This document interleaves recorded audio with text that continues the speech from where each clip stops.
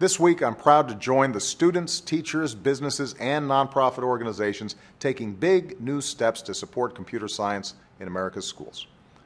Learning these skills isn't just important for your future, it's important for our country's future. If we want America to stay on the cutting edge, we need young Americans like you to master the tools and technology that will change the way we do just about everything. That's why I'm asking you to get involved. Don't just buy a new video game. Make one. Don't just download the latest app. Help design it. Don't just play on your phone. Program it. No one's born a computer scientist, but with a little hard work and some math and science, just about anyone can become one. And don't let anyone tell you you can't. Whether you're a young man or a young woman, whether you live in a city or a rural area, computers are going to be a big part of your future. And if you're willing to work and study hard, that future is yours to shape. Thanks, everybody.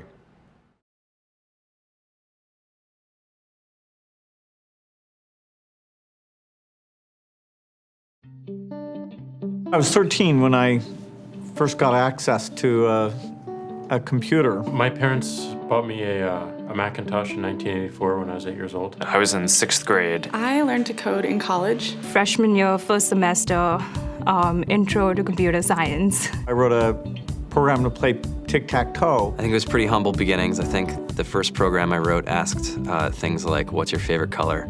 Or how old are you? I first learned how to make a green circle and a red square appear on the screen. The first time I actually had something come up and say, hello world, and I made a computer do that. It was just astonishing. Learning how to program didn't start off as wanting to learn all of computer science or trying to master this discipline or anything like that. It just started off because I wanted to do this one simple thing. I wanted to make something that was fun for myself and my sisters. And I wrote this little program and then basically just add a little bit to it. And then when I needed to learn something new, I looked it up either in a book or on the internet and then added a little bit to it. It's really not unlike kind of playing an instrument or something, or playing a sport.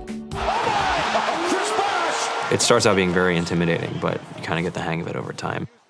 Coding is something that can be learned, and I know it can be intimidating. A lot of things are intimidating, but what isn't? A lot of the coding that people do is actually fairly simple.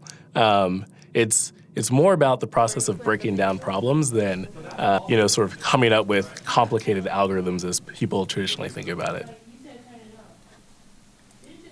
You don't have to be a genius to know how to code. You need to be determined. Addition, subtraction, that's about it. You should probably know your multiplication tables. You don't have to be a genius to code. Do you have to be a genius to read? Even if you want to become a race car driver or play baseball or build a house, all of these things have been turned upside down by software. What it is computers are everywhere. You want to work in agriculture?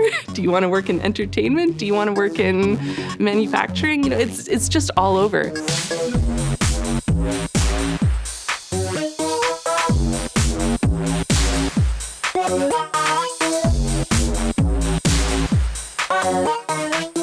Here we are, 2013. We all depend on technology to communicate, to bank, information, and none of us know how to read and write code. When I was in school, I was in this after-school group called the Whiz Kids. And when people found out, they laughed at me and, all these things. And I'm like, man, I don't care. I think it's cool. And, I'm learning a lot. And some of my friends have jobs.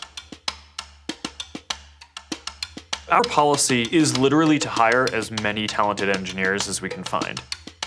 The whole limit in the system is just that there just aren't enough people who are trained and have these skills today. To get the very best people, we try to make the office as awesome as possible.